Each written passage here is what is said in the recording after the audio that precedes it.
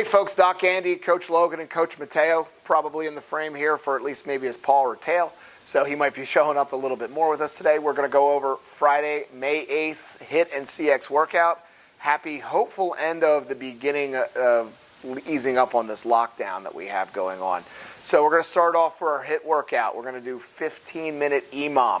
So we got 3 movements as we're going to go through this EMOM. For our first movement, we're going to do 40 seconds of max alternating jumping lunges. So Logan's going to go ahead and start in a lunge position, and she's going to jump up in the air and land into the opposite leg and try to tap that knee to the ground. Don't slam it into the ground, and also make sure you're keeping your body upright as you're moving through this movement.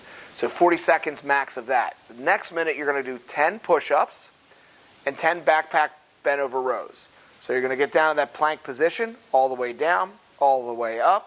Try to get that chest all the way to the ground. If that's too hard, then you can go to your knees and do that as a modification as well, but still try to hold your core through that entire movement. You're going to hop right up from that 10th push-up. You're going to grab your backpack, and you're going to grab it from both sides, and you're going to do a backpack bent over row. So as you're doing this, you're going to get a nice athletic position, kind of hips hinged a little bit. I'm going to bring this backpack up and squeeze between the shoulder blades and bring this back as you're doing this movement. Again, flat back through that movement.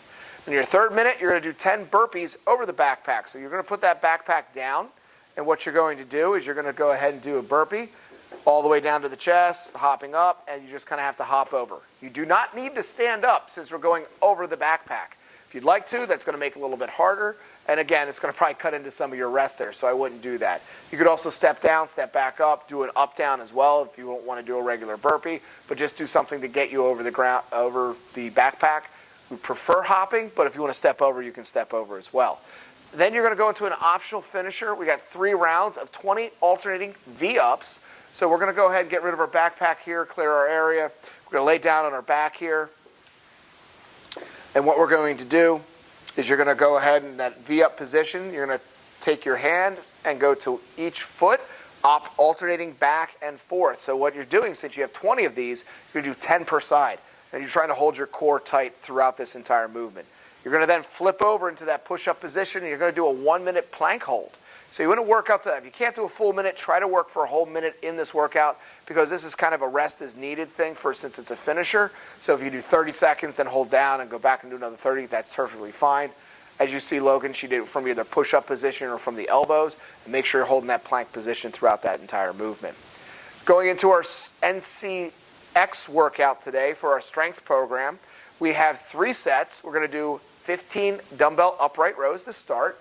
Grab your dumbbells, and you're going to go in that nice athletic position. You're going to go ahead and you're going to just be lifting up the dumbbells. So there's no hip movement with this. So you're just standing up straight and holding your core tight, and you're bringing those elbows up. You're leading with the elbows as you're coming up, and the dumbbells are staying close to your body, and getting your hands up to about upper chest, shoulder height, depending on your range of motion, and that's how we're going to be doing that movement.